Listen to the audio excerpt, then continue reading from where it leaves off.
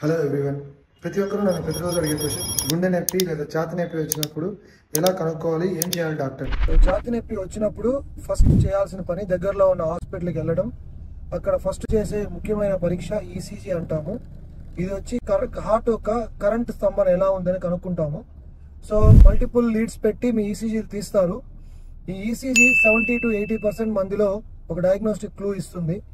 ముఖ్యంగా గుండెపోటు ఉన్న పేషెంట్లకి అది అక్యూట్ హార్ట్ అటాక్. స్టెమీ అనేది ఈసీజీ ద్వారా చాలా సులువుగా తక్కువ ఖర్చులో కనుక్కోవచ్చు.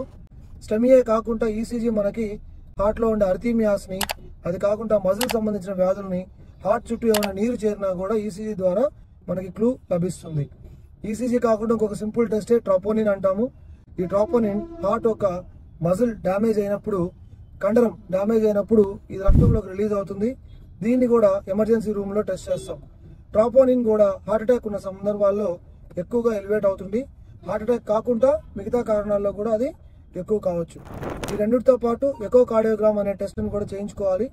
ఎకోకార్డియోగ్రామ్ ద్వారా హార్ట్ ఒక కండరం ఎలా కొట్టుకుంటుంది, హార్ట్ వాల్వ్స్ ఎలా ఉన్నాయి, హార్ట్ పంపింగ్ ఎలా ఉంది, హార్ట్ చుట్టూ ఏమైనా నీరు చేరిందా, లేదా హార్ట్ నుంచి బయటకు వెళ్ళే మెయిన్ ఆర్టరీ, దాని అయోటా ధమని అంటాము, దాంట్లో ఏమైనా డిసెక్షన్స్ ఉన్నాయా లేదా, ఇవన్నీ కనుక్కోవచ్చు. వీటన్నిటితో పాటు వేటిలో మనకి క్లూ రాకపోతే పేషెంట్ హిస్టరీ అనేది వీటన్నిటికంటే ముందు మోస్ట్ ఇంపార్టెంట్ థింగ్. హిస్టరీ అనేది ఫస్ట్ తీసుకొనే ఈ టెస్ట్లన్నీ మనం ప్రారంభించాలి. హిస్టరీతో పాటు వీటిని కోరిలేట్ చేసుకొని వీటిలో ఎక్కడా క్లూ లేకపోతే సిటీ కరోనరీ యాంజియోగ్రామ్ అనే టెస్ట్ మనకి 90% అక్యురేట్. ఈ టెస్ట్లో హార్ట్ బ్లాక్లు ఉన్నాయా లేదా కనుక్కోవచ్చు.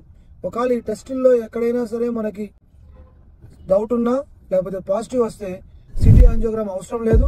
డైరెక్ట్గా ఇన్వేసివ్ కరోనరీ యాంజియోగ్రామ్ చేసుకొని ఒకవేళ హార్ట్లో బ్లాకేజ్ ఉంటే ఆ పూడికల్ని తీసుకోవడం జరుగుతుంది. హార్ట్లో బ్లాకేజ్ లేకుండా సపోజ్ అయార్టిక్ డిసెక్షన్ లాంటి కండిషన్స్ ఉంటే వెంటనే ఆపరేషన్ లేదా ఎండోవాస్కులర్ చికిత్సలకి పంపిస్తాము. ఇవన్నీ కాకుండా చెస్ట్ పెయిన్కి అదర్ కారణాలు కూడా ఉంటాయి. అది లంగ్స్లో ఉండే ప్రాబ్లమ్స్ వల్ల రావచ్చు, లేదా గ్యాస్ట్రైటిస్ వల్ల కావచ్చు.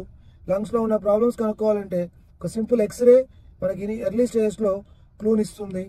Thank you.